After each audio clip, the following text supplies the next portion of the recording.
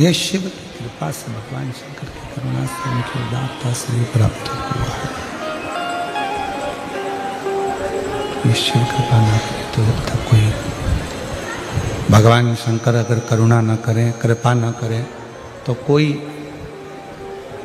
शिव कथा तक और काशी तक नहीं पहुंच सकता।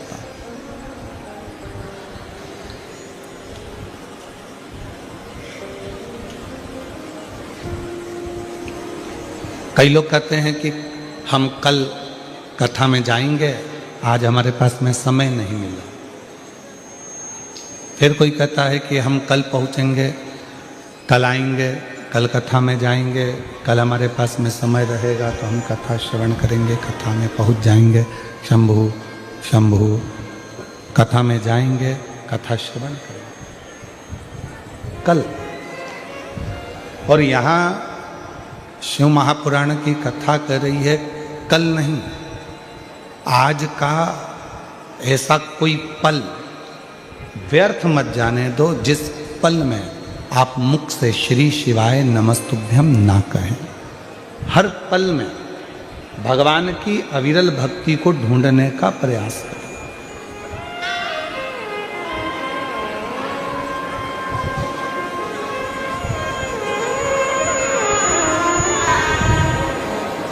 प्रत्येक पल में भगवान को खोजने का प्रयास करो, प्रत्येक पल में भगवान को पाने का प्रयास करो, प्रत्येक पल में शिव को प्राप्त करने का प्रयास करो।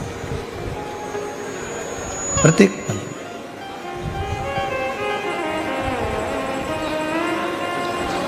21,600 श्वास मानव के शरीर में से रोज निकलती है प्रतिदिन,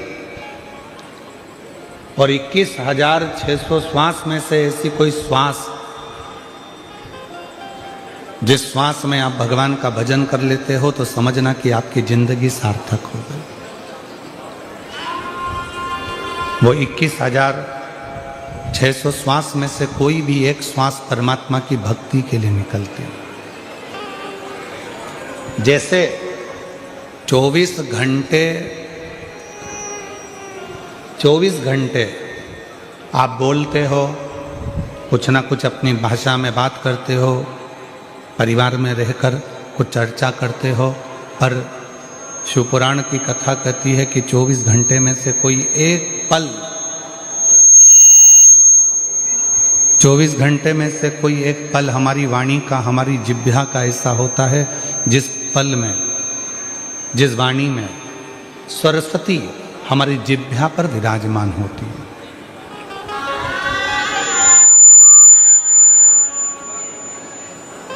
अब वो पल ना तो आपको मालूम है ना हमको मालूम है। उस पल का स्मरण ना आपको है ना हमको है कि वो कौन सा पल है जिस पल में सरस्वती मैया हमारी जिह्वा पर आकर बैठती है और जिह्वा पर बैठकर हम जो बोलते हैं वो पूर्ण होता है। ना हमको मालूम ना आपको मालूम। तो फिर शिवपुराण कहती है कि जब आपको ये नहीं मालूम कि सरस्वती किस समय पर आपकी जिह्वा पर आकर बैठेगी, कब वो बोलेगी, आपकी जिह्वा पर कब सरस्वती माता बैठ जाएगी और उसकी वाणी सिद्ध हो जाएगी, तो शिवपुराण की कथा कहती है कि दिन भर में परमात्मा का नाम तो लो मना नहीं है, पर सबके लिए अच्छा बोलने का प्रयास करो। हो सकता है आपके बोलने से किसी का घर अच्छा हो जाए, किसी का परिवार अच्छा हो।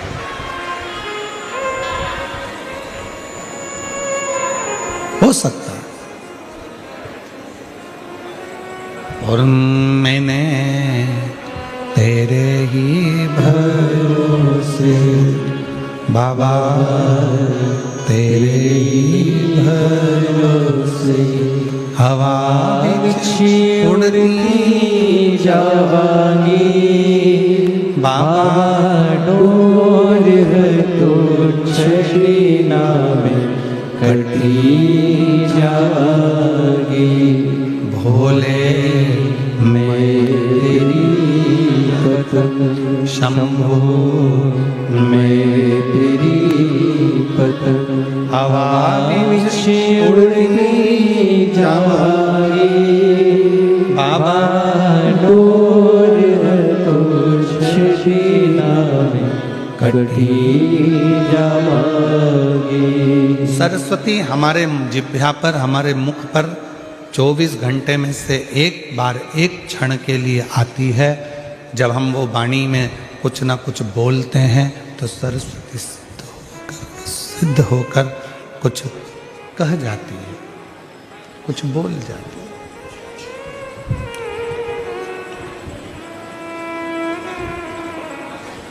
अब कब वो सरस्वती आएगी, कब वो वाणी निकलेगी, कब वो सरस्वती प्रकट होगी, कब वो वाणी निकलेगी, कब सिद्ध होगी।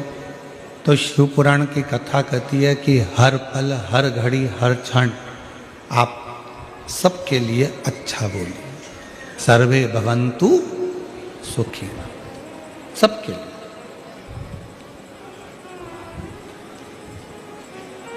कोई जरूरी नहीं है कि आप किसी से पूछोगे कि तुम कैसे हो। अपने वाले से पूछोगे कि तुम सब कैसे हो, दूसरे से भी तो पूछ सकते हो कि तुम सब कैसे हो।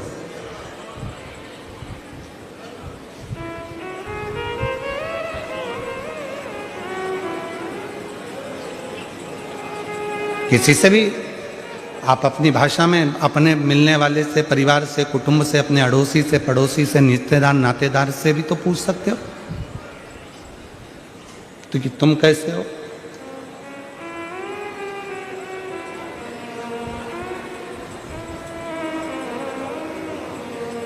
गुजराती भाषा में कहते हैं तमे बद्धा केम छो।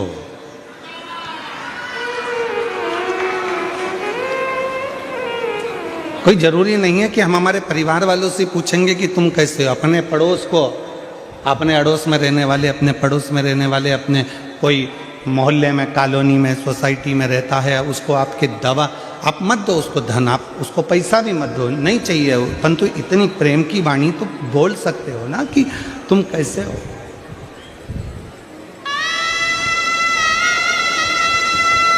कोई तकलीफ तो नहीं है। इतना तो कोई भी कह सकता है कि आप स्वस्थ रहें, खुश रहें, श्रेष्ठ रहें, आनंद में रहें। तुम्हें कोई तकलीफ तो नहीं, तुम्हें कोई कष्ट तो नहीं।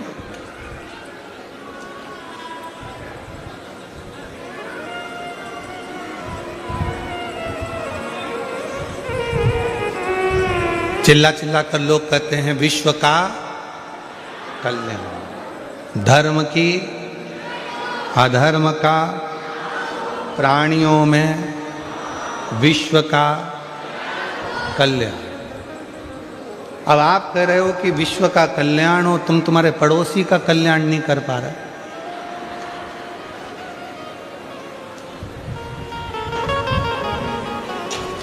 अपना कल्याण कर पा रहे हो, केवल अपना। अब इस कथा में ही देख लो ना, तुम दूसरी जगह तो जाने दो। खुद की पत्नी होगी, चल आगे बैठ, आगे बैठ, आगे बैठ, आगे बैठ, और पड़ोस वाली बेचारी बूढ़ी माँ हाथ जोड़ कर कह रही है छोरा मुझे आगे बिठा दे। कहाँ व्यवस्था करूं, कैसे व्यवस्था करूं? नहीं है व्यवस्था, जाओ। अब चिल्ला चिल्ला कर कह रहे हैं विश्व का कल्याण हो। और जब विश्व के कल्याण की बात आती है तो सबसे पहले व्यक्ति अपना कल्याण देखता है, या अपना हो रहा है कि नहीं हो रहा, अपने को लाभ मिल रहा है कि नहीं मिल रहा, अपने को फायदा मिल रहा है कि नहीं मिल रहा, पहले वो देख। पर 33 कोटि देवता में केवल एक देव अधिदेव महादेव ऐसे हैं जो विश्व कल्याण की कामना करते हैं। उन्होंने जहर पिया, अमृत दिया, अमृत देवताओं को दिया और खुद जहर पिया। पार्वती मैया ने पूछा था कि यह जहर पीना जरूरी है?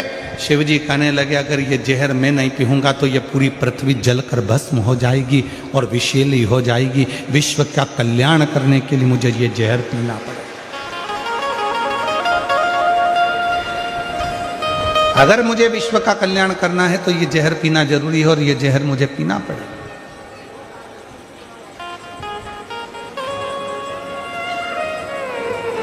और इसको मुझे पीना है।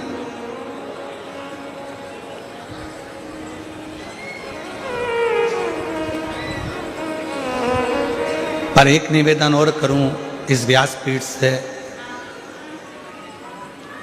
दुनिया के लोग भले कहते हों अपने अपने कल्याण की बात करें, मना नहीं है, पर एक पूरे घर में, पूरे परिवार में घर की जो स्त्री होती है, घर की जो नारी होती है, घर की जो माँ होती है, घर की जो बहू होती है, घर की जो बेटी होती है, घर में रहने वाली एक स्त्री केवल एक ऐसी होती है जो अपने पूरे परिवार के कल्याण की बात करती है, और जो व्रत साधना उपास करती है वो पूरे परिवार के लिए करती है। एक स्त्री, एक नारी, एक महिला, वो विश्व कल्याण की ही बात करेगी, वो संपूर्ण परिवार के कल्याण की बात करेगी।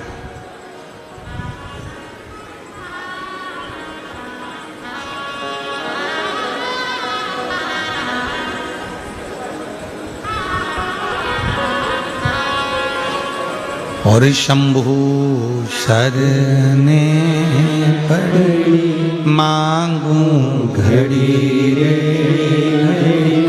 दुख काटो दया करी शरण आपो शंभु शरणे पड़ी मांगू घड़ी दुख काटो दया करी केवल एक देव अधिदेव महादेव ऐसे हैं, भगवान शंकर वो गढ़दानी त्रिकालदर्शी कैलाशी अविनाशी शिव ऐसे हैं जो विश्व कल्याण की कामना करते हैं। जहर मैं पी रहा हूँ, क्यों? पूरा विश्व आराम से जिंदगी जी सके, इन सबको अमृत प्राप्त हो सके। गले में सर्प मैं धारण कर रहा हूँ क्योंकि दुनिया के लोग इस सर्प को अपने घर में नहीं रख सकते। गंगा मैं धारण कर रहा हूँ क्योंकि ये दुनिया के लोग इस गंगा को पहचान नहीं पाएंगे, इसलिए इसको अपने मस्तक पर रखना जरूरी है।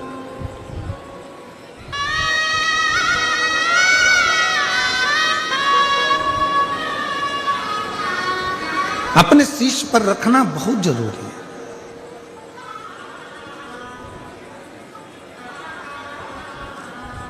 और किसका उद्धार मेरे शंकर भगवान ने नहीं करा? जरा विचार करिएगा। एक बड़ी सुंदर कथा शिव पुराण में आती है गजासुर की। गजासुर की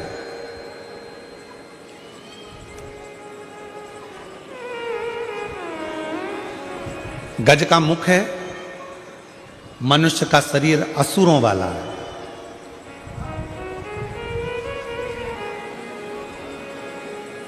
और एक बार उसके मन में आ गया था कि शिव की आराधना के सिवा कोई सार तत्व दुनिया का नहीं है, तो उसने असुर होने के बाद भी भगवान शंकर की आराधना करी, शिव की साधना करी। शिव साधना में डूबा वो, भगवान शंकर की आराधना में डूबा वो गजासुर।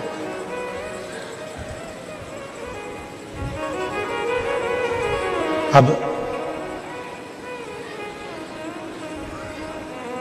इतनी भगवान देवाधिदेव महादेव की आराधना में गजासुर हो गया, इतनी आराधना में डूब गया, साधना में डूब गया कि भगवान शिव को प्रकट होना पड़ा।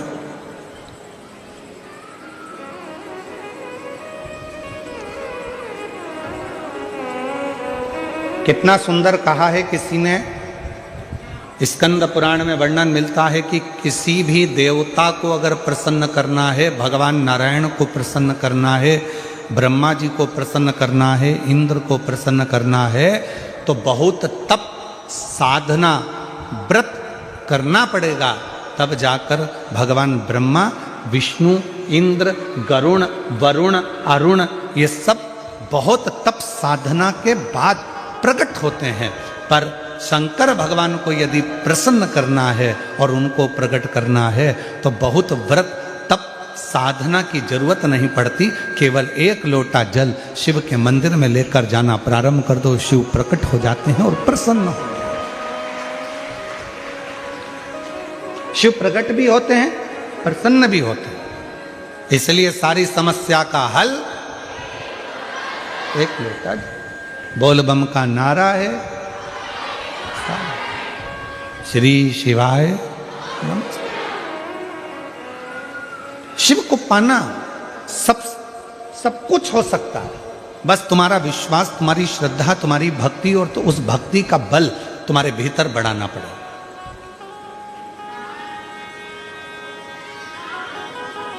तुम्हारा बच्चा स्कूल में पढ़ता है? अरे जम के तो बोलो, पढ़ता है? ठीक है। उसके दोस्त भी स्कूल में पढ़ते हैं? जो स्कूल में पढ़ने वाले बच्चे हैं वो उसके दोस्त होंगे, वो भी स्कूल में पढ़ते हैं।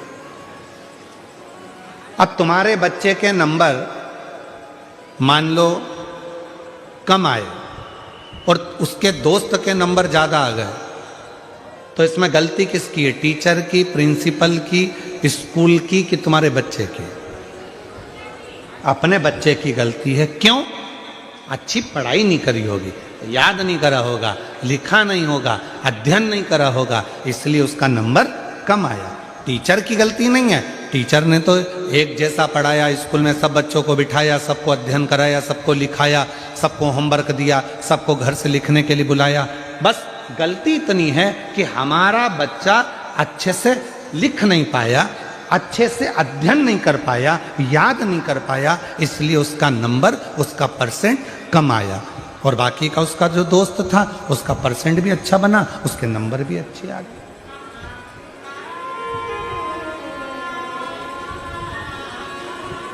अब टीचर को तो आप दोष नहीं दे सकते, स्कूल को तो आप दोष नहीं दे सकते, प्रिंसिपल को आप दोष नहीं दे सकते। गलती बच्चे की है कि अच्छे से अध्ययन नहीं करा। परसेंट कब अच्छे नहीं आते? जब वो अच्छे से पढ़ता नहीं है, ध्यान नहीं देता है, अध्ययन नहीं करता, इसलिए उसका परसेंट घट जाता है।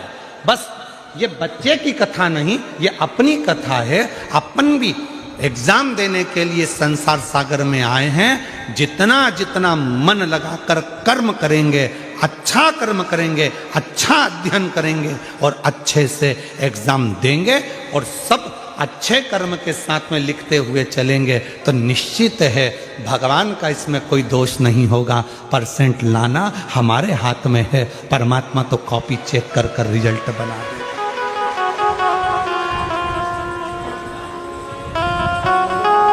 परमात्मा तो कॉपी चेक करेगा, रिजल्ट बना देगा। उसमें दोष वक्त से नहीं चल रहा, उसमें दोष उस टीचर का या प्रिंसिपल का नहीं है, उसमें दोष हमारा। आप आए नहीं और सुबह हो गई, मेरी पूजा की थाली धरी की धरी रह गई। आप आए नहीं और सुबह हो गई, मेरी पूजा की थाली धरी रह गई। ये आवाज यहाँ बड़ा रिटर्न में लग रहा। आप आए नहीं और सुबह हो गई, मेरी पूजा की थाली धरी गई। आप आते नहीं, अपराध बताते नहीं। आप आए नहीं, अपराध बताते नहीं। मेरी प्रार्थना में कौन सी कमी रह गई। आप आते नहीं और सुबह हो गई, मेरी पूजा की थाली धरी। ऐसी कौन सी प्रार्थना में कमी रह गई है जो परमात्मा आप आते नहीं हो? कमी किस में? हम में। भगवान में कमी नहीं है, भगवान तो तुरंत तैयार बैठा है। देखिए 33 कोटि देवता में केवल एक देव अधिदेव महादेव ऐसे हैं जिनके दरवाजे पर नंदी बैठा हुआ। बोलो बोलो, सही है कि गलत है? मतलब, और माँ जगत जननी दुर्गा भवानी का जब भी दर्शन करोगे तो माँ आदि शक्ति जगत जननी दुर्गा भवानी काय पर बैठी है? बोलो बोलो, जम के बोलो, शेर पर। गणेश जी के पास में कौन बैठा है? चूहा। कार्तिकेय के पास कौन बैठा है? मोर। मतलब शिव जी का पूरा परिवार एकदम तैयारी में बैठा है, एकदम तैयारी में। बाकी के अन्य सबको निकाल कर देखिए, अपने अपने वाहन किसी के करीब में नहीं होंगे, पर शंकर भगवान के पूरे परिवार का वाहन उनके पास में है। क्यों है? क्योंकि शंकर जी से एक बार पूछा पार्वती ने कि आप नंदी को अपने पास में रखते हो, मैं शेर को अपने पास रखती हूँ, गणेश जी चूहे को अपने पास रखते हैं, कार्तिकेय मोर को अपने पास रखते हैं, इनको अपने करीब में रात दिन रखना अच्छी बात है क्या? शंकर भगवान बोले कि ये संसार में रहने वाला प्रत्येक मनुष्य मेरी औलाद है, संतान है, इसको कब दुख आ जाए इस समय पर ये मुझे पुकारेगा तो मुझे दौड़ कर जाना पड़ेगा, नंदी पर चढ़ कर जाना पड़ेगा। और सुनो पार्वती, तुम जगत की माँ हो, तुम जगत जननी हो, तुम जगदम्बा हो, तुम अम्बा हो, और तुम्हें अगर तुम्हारा बेटा बुलाएगा तो तुम्हें दौड़कर जाना पड़ेगा, दौड़कर जाना पड़ेगा। वो हमारे शैलेन भाई एक बहुत अच्छा भजन गाते हैं महाराज, उनके एक लाइन का स्मरण महाराज।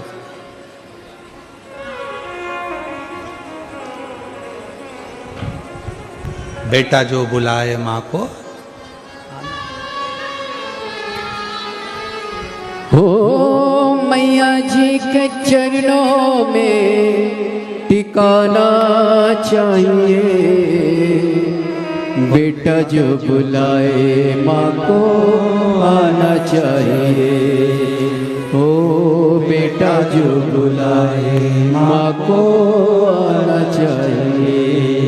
तो भगवान शिव कह रहे हैं पार्वती, तो तेरे पास में सिंह इसलिए है, शेर इसलिए है कि जगत का अगर कोई बच्चा तुझे रात को पुकारे, दिन में पुकारे, जब पुकारे, तू माँ है, मैं पिता हूँ। और याद रखना, बच्चे अपना कमरा बंद कर कर सोते हैं, बेटे बहू अपना कमरा बंद कर कर सोते हैं, पर घर की जो बुजुर्ग माँ होती है, जो घर का बुजुर्ग बाप होता है, वो अपना कमरा कभी बंद कर कर नहीं सोता। उसे मालूम है मेरे बेटे बहू पोता पोती नाती पंती कब मुझे पुकारेंगे। एकदम दौड़ कर आ गए, दादी दादी दादी, तो मुझे उठना पड़ेगा, दादाजी दादाजी दादाजी उठना पड़ेगा, नाना जी नाना जी नाना जी उठना पड़ेगा। इसलिए घर का बुजुर्ग अपना कमरा बंद कर कर नहीं सोता, घर का बुजुर्ग अपना कमरा खोल कर सोता है, जिससे कोई आए तो मैं उठकर बैठ जाऊं। बहू का सिर दुखा, सास उठकर बैठ गई, बेटे का तकलीफ हुई, माँ उठकर बैठ गई, बेटी को तकलीफ हुई, माँ बाप उठकर बैठ गए। माँ बाप तुरंत तैयार रहते हैं। इसलिए शंकर भगवान के मंदिर में नंदी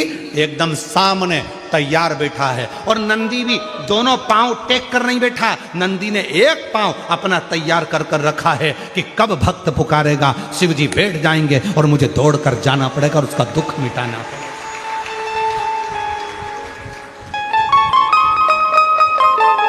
बेटा जो बुलाए माँ को आना चाहिए, हो बेटा जो बुलाए माँ को आना चाहिए, हो मैया जी के चरणों में टिकाना चाहिए।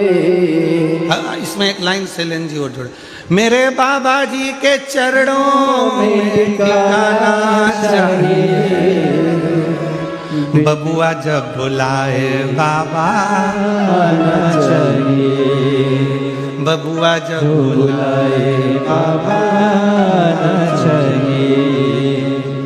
प्रेम से बोलो जय माता, सारे बोलो शेरा वाली जय माता दी, पहाड़ों वाली जय माता दी, मेहरा वाली जय माता दी। और बेटा जो बुलाए माँ को आना चाहिए। बस इसलिए मेरे शंकर भगवान नंदी को अपने सामने रखते हैं। माँ जगत जननी दुर्गा भवानी से, स्वयं माँ शेरा वाली माता से एक बार माता लक्ष्मी जी ने पूछा, क्यों जगत जननी, हे दुर्गा भवानी, आप दिन रात शेर पर बैठी रहती हो, क्यों? मेरा शेर इसलिए तैयार रखती हूँ कि मेरी बेटी को, मेरे बेटे को ना जाने कौन सा दुख पड़ जाए और मुझे दौड़कर उसका कष्ट मिटाने के लिए जाना पड़ जाए। दौड़कर।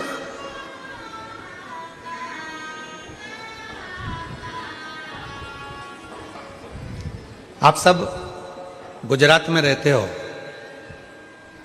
सूरत नगर में कथा चल रही है, आपसे एक प्रश्न करना था, अगर उत्तर देंगे आप तो हम स्वीकार करेंगे।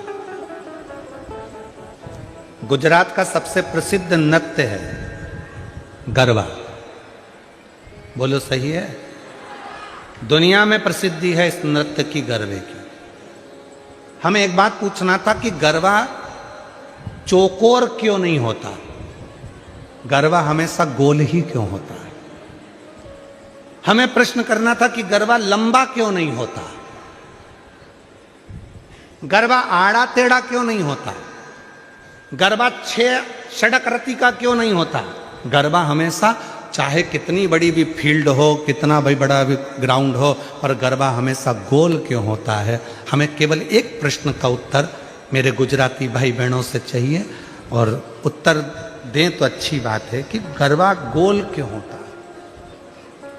और आप लोग तो करते रहे हो, और बेटा जो बुलाए माँ को न चले। अब आप लोगों में से कितने लोग गरबे में गए, जरा हाथ उठाओ जरा। नवरात्रि में गरबे में कौन कौन जाता है? सब जाते हो? धरो धरो धरो, रख लो, तुम तो रख लो। चलो, तो अब तुम लोग जाते हो तो उत्तर जरा दीजिएगा कि गरबे में गोल क्यों घूमा जाता है, कारण क्या है? महाराज, चौकोर में एक सिरा खत्म हो सकता है, लंबाई में एक सिरा खत्म हो सकता है, षडाकृति में एक सिरा खत्म हो सकता है, पर गोल आकृति में कोई सिरा खत्म नहीं होता। मतलब आस लगी रहती है कि मेरी जगत जननी जगदम्बा आएगी जरूर और मेरा दुखड़ा मिटाएगी। एक आस, और वो आस कभी जिंदगी में खत्म नहीं होना चाहिए।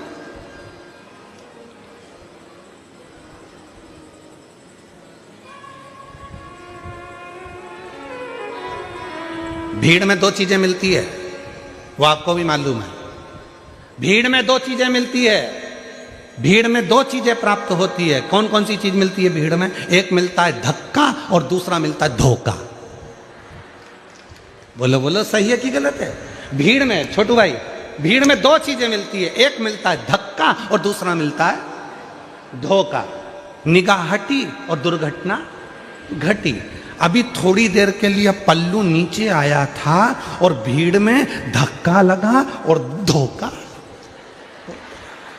छोटू भाई, मिश्रा जी कहाँ बैठा? हाँ मिश्रा जी, ध्यान देना जरा, बहुत अच्छी बात है, कथा के तत्व पर ध्यान दीजिएगा। भीड़ में 2 चीजें मिलती है, एक मिलता है धक्का और दूसरा मिलता है धोखा। पर याद रखना,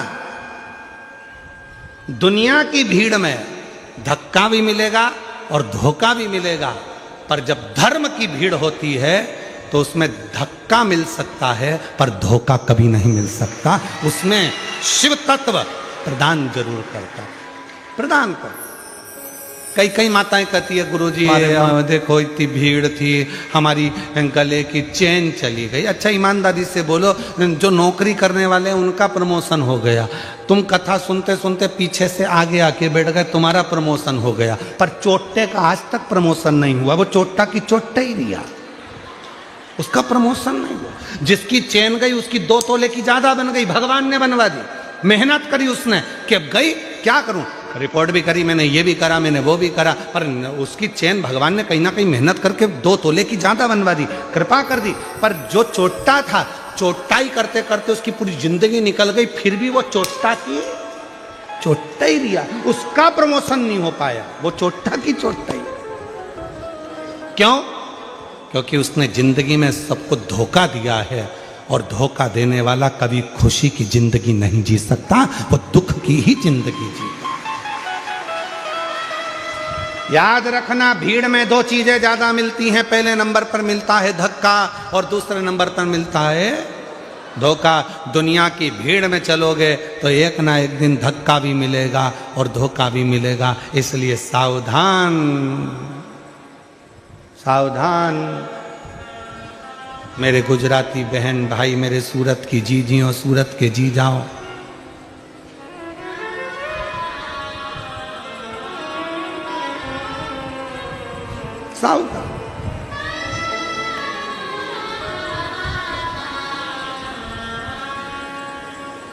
थोड़ा समझ लो।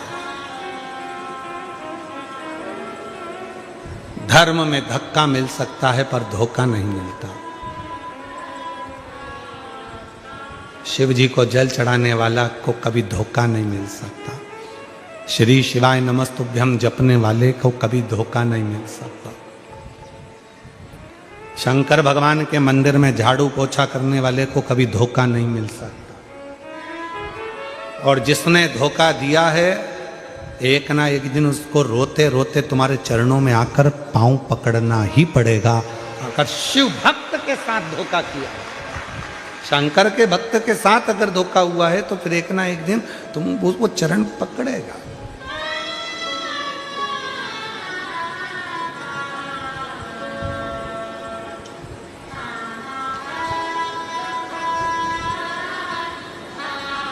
इसलिए जो सूरत के निवासी हैं, गुजरात के वासी हैं, वो अपनी मस्ती में जिंदगी जीते हैं। अब हमने देखा है यहाँ गरबा करने वाली मेरी बहनों को, मेरी बेटियों को, मेरे बेटाओं को, मेरी जीजियों को, मेरे जीजाओं को भी हमने देखा। वो गरबा पास वाला कैसा कर रहा है उनको मतलब नहीं, वो तो वो अपनी मस्ती में जीते हैं। और दुनिया में बहुत लोचे होते हैं और सूरत वाले तो लोचा ही खा जाते हैं। यहाँ एक खाने का आइटम भी है, क्या बोलते हैं, लोचा है। और दुनिया में लोचा शब्द दूसरा है, लड़ाई झगड़ा करना। अच्छे लोचे में फंसाया। अब तो सोचो जरा गुजरात वाले कितने भारी होंगे। यहाँ लोचे तो निपटा जाते, आ जा। यहाँ कोई लोचा वोचा यहाँ फालतू का चलता नहीं है, तो अपन निपटू के बैठा।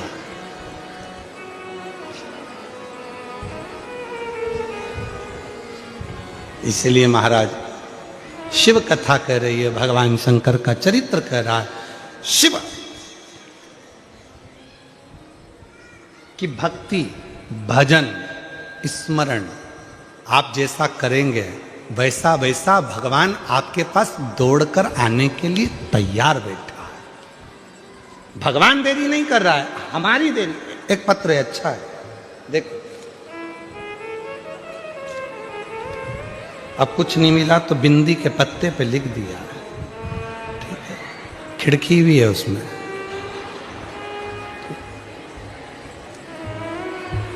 अच्छा है वो तो बिंदी नहीं भेजी, नहीं तो कह देती भैया भाभी को दे देना। हमारी तरफ से संक्रांति चल रही है तो वो संक्रांति में वो मकर संक्रांति के दिन वो 14 आइटम बंटते हैं ना, तो उसमें वो लिख के भेज देती 14 बिंदी है, हमारी भाभी को दे देना, मकर संक्रांति का गिफ्ट। अब उन्होंने पत्र में लिखा,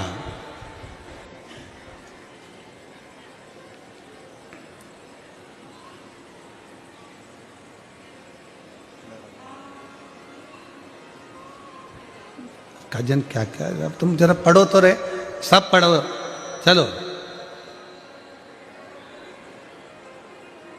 पढ़ते जाओ। हम उंगली चला रहे हैं इसमें। हम गुजरात,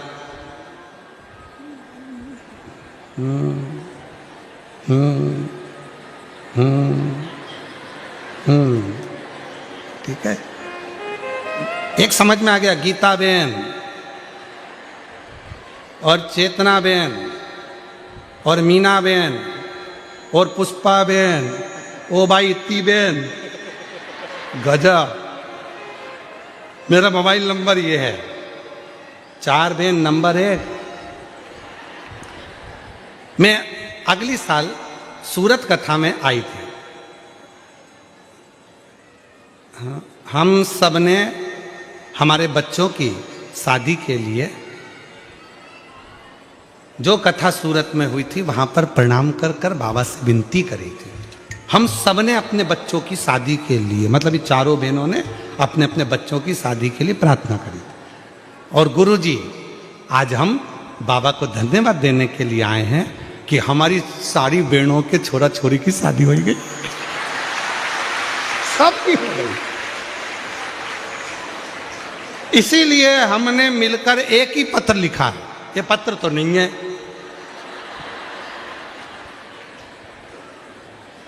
अच्छा, एक लाइन और लिखी, वो भी तुम पढ़ लो अच्छे से पढ़ना। हम सबको एक बेलपत्र दे दो।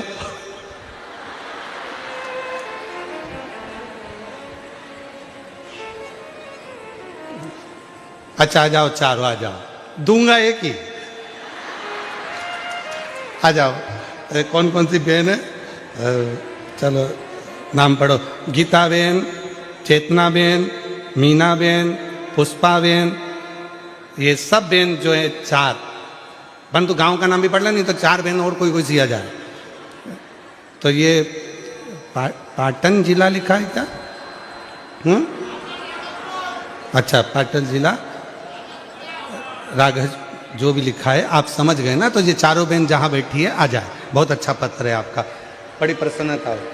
शिव कृपा कैसे करते हैं? तो इन बहनों ने पत्र के माध्यम से कहा कि हम पिछली कथा में आए थे, बाबा को अपने मन का भाव कहा था और एक साथ ग्रुप बनाकर हमने जो बाबा से विनती करी थी, हमारे बाबा ने वो विनती स्वीकार करी और हमारे बच्चों का विवाह कर दिया। ये स्वीकृति।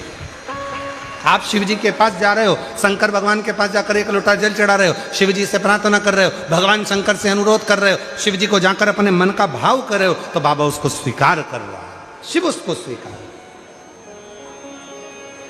इसमें टीचर की गलती नहीं है। बच्चे का परसेंटेज गड़बड़ हो रहा है, बच्चे की पढ़ाई गड़बड़ हो रही है, रिजल्ट ठीक नहीं आ रहा, तो इसमें टीचर की गलती नहीं है, गलती अपने बच्चे की है। उसी तरह हम रोज जल चढ़ा रहे हैं, हम शंकर जी के मंदिर रोज जा रहे हैं, हम शिव जी को रोज स्तुति कर रहे हैं, हम शिव पुराण की कथा भी सुन रहे हैं, हम पशुपति व्रत भी कर रहे हैं, हमने लिखा भी अच्छा, पढ़ा भी अच्छा, याद भी अच्छा करा, उसके बाद भी हमारा रिजल्ट अच्छा नहीं आ रहा, मतलब बाबा हमारी क्यों नहीं सुन रहा? मतलब याद रखना, इसमें टीचर की गलती नहीं है, उसका तो नंदी तैयार बैठा है, उसका तो शेर तैयार बैठा है, गलती हमारी है। कुछ ना कुछ हम याद नहीं कर पा रहे हैं, कुछ ना कुछ हम अच्छे से उसका स्मरण नहीं कर पा रहे हैं, इसलिए हमारा परसेंटेज डाउन हो रहा है और हमारा परमात्मा हमारा रिजल्ट ठीक नहीं निकाल। कोई चीज ऐसी रहती है जिसको बच्चे को सिखाना नहीं पड़ता है।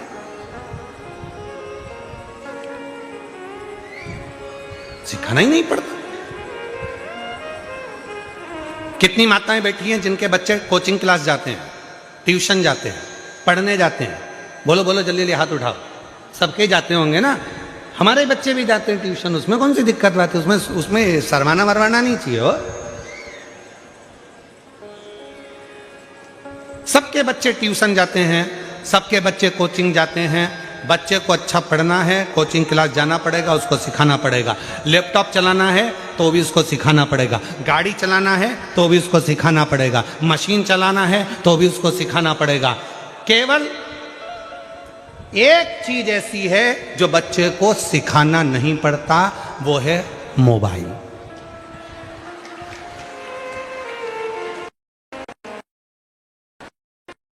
किसी ने पूछा क्यों गुरुजी?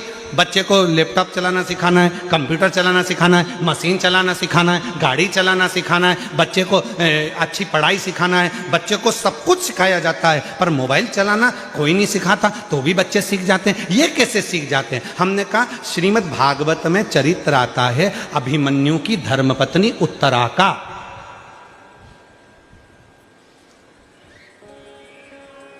श्रीमद् भागवत में चरित्र आता है कि गर्भस्थ हिरण्यकशिपु की पत्नी जब गर्भ से थी, नारद जी उसको लेकर चले गए थे, इतना सत्संग कराया कि उनके गर्भ से जो बच्चे ने जन्म लिया उसका नाम प्रहलाद हो गया। जो आते से ही भगवान के नाम का एलान करा वो प्रहलाद हो गया। मतलब डॉक्टर कह देते हैं बेड रेस्ट, गर्भ के समय पर बच्चा गर्भ में है और डॉक्टर ने कह दिया बेड रेस्ट। अब बेड रेस्ट में करना क्या है? कोई रामायण तो पढ़ोगे नहीं, गीता पढ़ोगे नहीं, शिव पुराण पढ़ोगे नहीं, तो करोगे क्या? इतने ध्यान से मोबाइल चलाते हो कि अंदर बैठा पप्पू वो पूरी ध्यान लगाकर, तुम सोच रहे हो कि मैं देख रही हूं मोबाइल, नहीं, वो अंदर से देख रहा, पूरा ज्ञान ले रहा है मोबाइल का। ऐसे खोलना है मोबाइल को, लॉक हो जाए तो ऐसे करना है, ऐसे करना है। और बच्चा बस उसको सारी कोचिंग देना पड़ती है, सारी क्लासों में भेजना पड़ता है, पर मोबाइल चलाने की क्लास में बच्चे को नहीं भेजना पड़ता, क्योंकि वो माँ के गर्भ में इतना सीख कर आता है कि आते से ही उसको मोबाइल रूपी खिलौना प्राप्त हो जाता है। चाहिए क्या था? गर्भस्थ नारी को, गर्भस्थ माता को पढ़ना था शिवपुराण, पढ़ना था रामायण, पढ़ना था गीता, पढ़ना था भगवान शिव का नाम, पढ़ना था राम नाम, कृष्ण नाम, शिव नाम, जगत जननी का नाम। परंतु उसने मोबाइल को देख देख कर तो बच्चे को रुचि। आप देखो, बच्चे को अगर रोटी खिलाना है तो मोबाइल पकड़ा दो, कपड़े पहनाना है तो मोबाइल पकड़ा दो, चुप कराना है तो मोबाइल पकड़ा दो। कारण उसने गर्भस्थ वही देखा।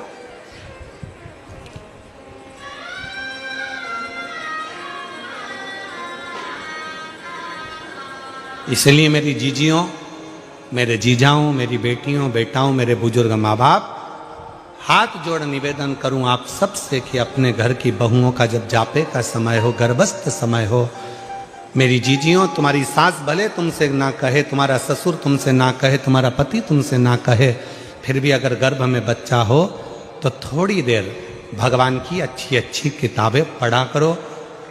हमारे राष्ट्र के सैनिकों का चरित्र पढ़ा करो, राष्ट्र रक्षकों का चरित्र पढ़ा करो, जिससे हमारा बच्चा जन्म ले तो छत्रपति वीर शिवाजी और महाराणा प्रताप जैसा जन्म।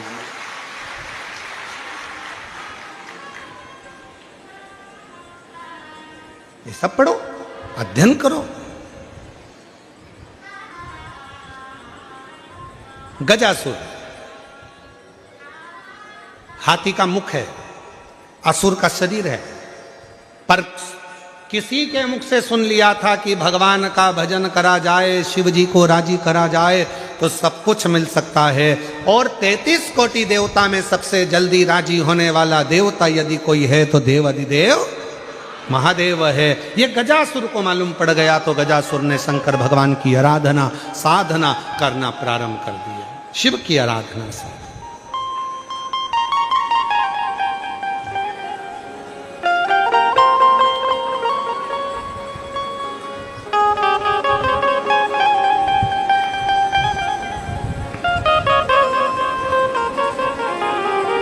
और महादेव नमन चरणों में स्वीकार कीजिए, सबका किया है मेरा भी उद्धार कीजिए, उद्धार कीजिए।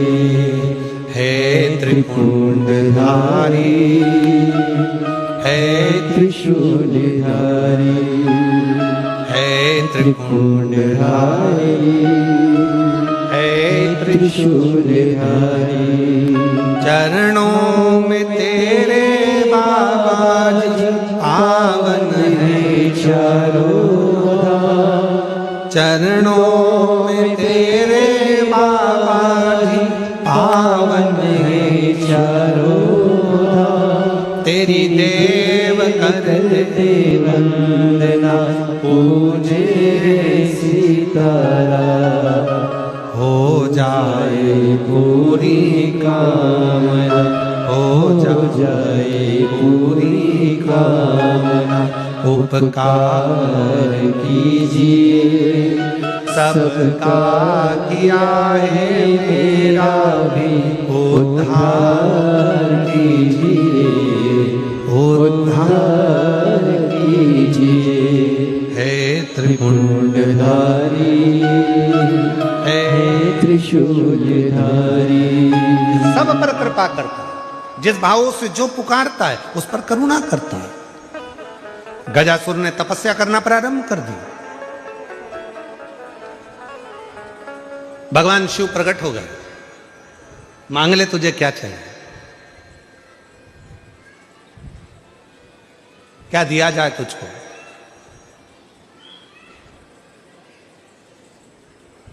गजासुर ने कहा आप कौन हो? भगवान बोले जिसको तूने पुकारा है मैं वही हूं। शिव जी हाँ, पर मैंने तो सुना था कि आप इतनी जल्दी आते ही नहीं हो। मैंने तो ये सुना था कि आप इतनी जल्दी आते नहीं हो। शंकर भगवान बोले, बुलाने वाले में अगर सामर्थ्यता है और वो दिल से अगर मुझे बुलाता है तो आने में मुझे समय नहीं लगता, मैं दौड़ कर चले आता हूं, दौड़ कर। आहूं में असर होगा, घर बैठे अगर कोई बुलाने वाला है, अगर किसी ने मन बना लिया कि मुझे शंकर को पाना है, शिव से यह कार्य सफल कराना है, शंकर भगवान मेरा यह कार्य सफल करेंगे, मतलब मुझे जाना पड़ेगा। अगर उसका विश्वास पक्का है तो एक पत्र है, देखिए महाराज। मैं कपिल कुमार भाटी राजस्थान के पाली जिले के बाली नगर से आया हूं। 14 वर्ष से सरकारी नौकरी पाने के लिए प्रायोगिक परीक्षाएं दे रहा था। 14 वर्ष से सरकारी नौकरी के लिए परीक्षाएं दे रहा था, परंतु हर बार कभी 1 नंबर आधे नंबर से पिछड़ा रह जाता था। आपकी कथा सुनकर प्रेरणा मिली और अपनी माता जी के साथ कुबेरेश्वर धाम आकर भोले बाबा के दर्शन किए। बाबा से प्रार्थना की कि मैंने परिश्रम किया, मेरी माता जी ने पशुपति के 5 व्रत किए, 1 लोटे जल में बल है, मैंने साक्षात महसूस किया है। आपके बताए इस उपाय से मेरे जीवन को खुशियां से भर दिया। 2 वर्ष पूर्व मैं आपकी कथा में आया था उज्जैन, जो शिक्षक भर्ती परीक्षा मैंने उस समय दी थी। सुना था कथा के पंडाल में बैठकर जो मांगते हैं वो मिलता है। उज्जैन की कथा में पहुंच गया, पंडाल में बैठा, कथा सुनी। बाबा की कृपा से ऐसी बाबा ने कृपा कर दी कि 14 वर्ष के बाद, समझ लो 14 वर्ष का मेरा वनवास मेरे बाबा भोलेनाथ ने तोड़ दिया और बाबा की कृपा से मेरा सरकारी शिक्षक पद पर नियुक्त हो गया। मैं बाबा को यहाँ प्रणाम करने के लिए आया हूँ, मैं बाबा को नमन करने के लिए आया हूँ। आज 14 वर्ष। एक पत्र और है। मेरा नाम मंजू ओदिच्य है, मैं राजस्थान जिला, अगर जिनके पत्र पढ़ रहे हैं अगर बैठे हो तो आ सकते हैं। मेरा नाम मंजू ओदिच्य है, मैं राजस्थान जिला उदयपुर से रहती हूँ। मेरी उम्र 38 साल की है। मेरी माता ने मुझे आपके बारे में बोला। सीहोर वाले महाराज प्रदीप मिश्रा जी जो कथा में बताते हैं, वो जो उपाय बताएं, उपाय कर, तेरी सारी मनोकामना पूरी होगी। पशुपतिनाथ व्रत, महादेव का व्रत कर, तेरी सारी इच्छा पूरी होगी। मेरे एक पड़ोसी ने भी मुझे बोला, मेरी माता ने भी मुझे वीडियो बताए और व्रत करने का संकल्प मैंने ले लिया। आदरणीय गुरुदेव, मैंने आपके बताए अनुसार पशुपतिनाथ का व्रत किया। फिर जो मैंने 2009 से मैं कई परीक्षाएं दे चुकी थी पर उसमें मुझे सफलता नहीं मिल रही थी। 2022 में पहली बार आपकी कथा पर विश्वास कर कर पशुपति व्रत कर कर कथा के पंडाल में बैठकर कथा सुनी और बाबा की कृपा से आज शिव जी की कृपा से मैं माइंस अधिकारी के पद पर नियुक्त हो गई। मैं बाबा को धन्यवाद देने के लिए आई हूं कि मेरी गवर्नमेंट जॉब लग गई। मैं शिव को प्रणाम करने, ये शिव भक्ति है।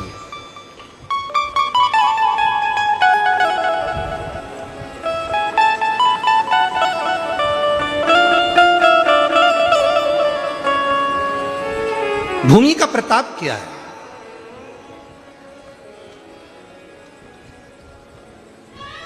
कितना प्रबल प्रताप होगा भूमि का, जरा विचार करिएगा।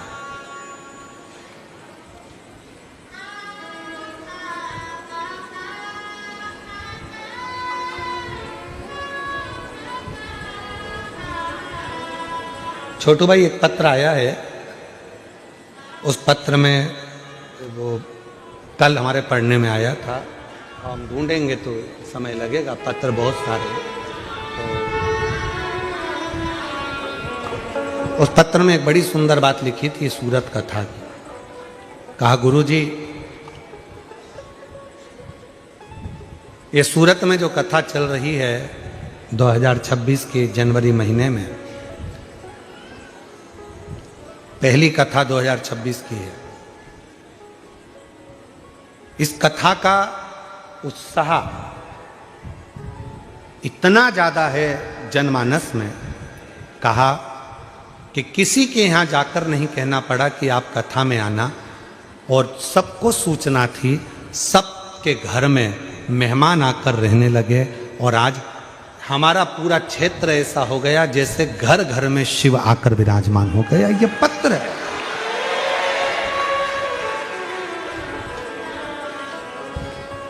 मैं साधुवाद देता हूँ सेंगर जी आपको भी, मैं साधुवाद देता हूँ मिश्रा जी आपको भी, छोटू भाई आपको भी, और महाराज जी लड्डू गोपाल गौशाला के स्वामी जी को भी धन्यवाद देता हूँ। सहजता सरलता से है।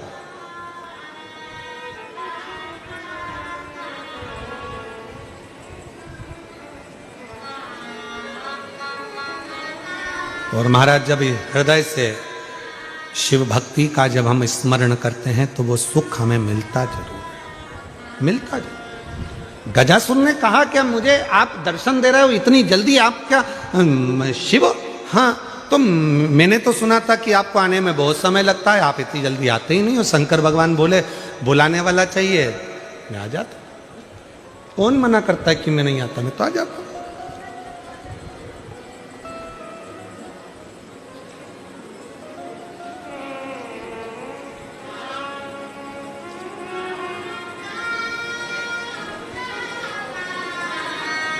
बस उसको जब दिल से आप पुकारेंगे, बुलाएंगे, वो दिल से आपकी ओर दौड़ कर आता है, दौड़ कर। और सुन के भक्तों की पुकार हो के नंदी सवार काशी नगरी से आयो, ये मेरे भोलेनाथ। सुन के भक्तों की पुकार हो के नंदी पे सवार काशी नगरी से आए है मेरे भोलेनाथ। सुन के भक्तों की पुकार हो के नंदी पे सवार काशी नगरी से आए हे मेरे भोलेनाथ। सुन के भक्तों की पुकार हो के नंदी पे सवार काशी नगरी से आए हे मेरे भोलेनाथ। बस मीरा माए भोला डमरू बजाए, कैसा निराला भोले रूप सजाए। बस मीरा माए भोला डमरू बजाए, कैसा निराला भोले रूप सजाए। गले में है सर्पों का हार, होके नंदी पे सवार काशी नगरी से आए है मेरे भोलेनाथ। गले में है सर्पों का हार होके नंदी पे सवार काशी नगरी से आए है मेरे भोलेनाथ। होके भक्तों की पुकार होके नंदी पे सवार काशी नगरी से आए है मेरे भोलेनाथ।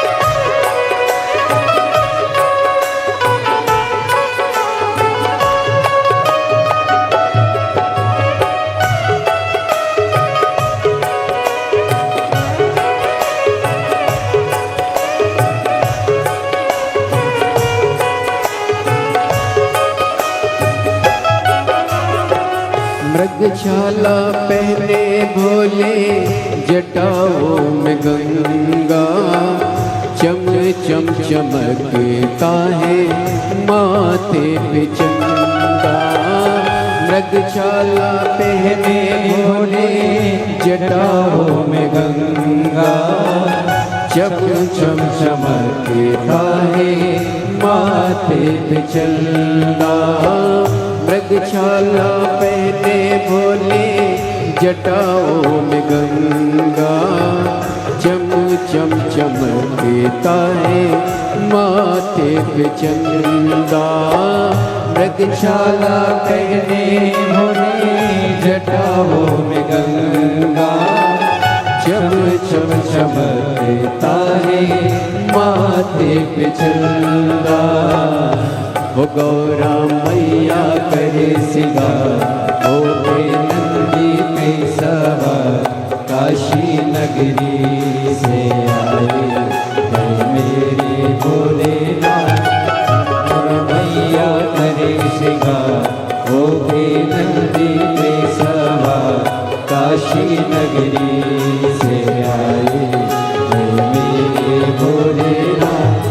सुनते भक्तों की पुकार हो के नंदी पे सवार काशी नगरी से आए है मेरे भोलेनाथ।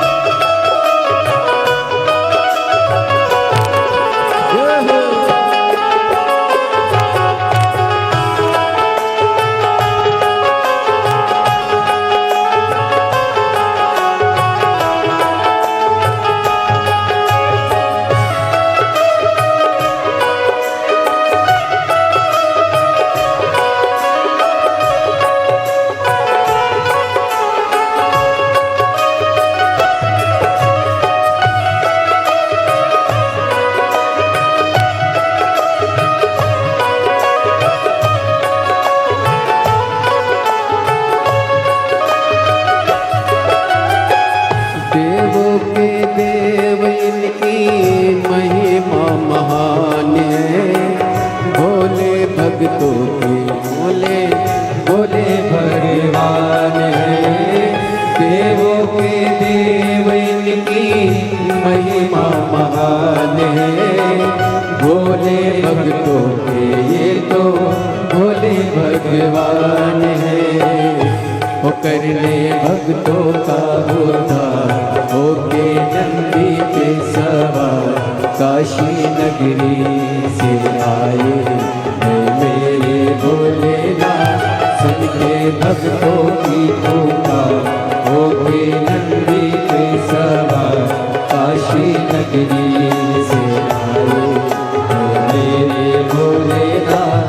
सुन के भक्तों की पुकार होके नंदी पे सवार काशी नगरी से आए हैं मेरे भोलेनाथ।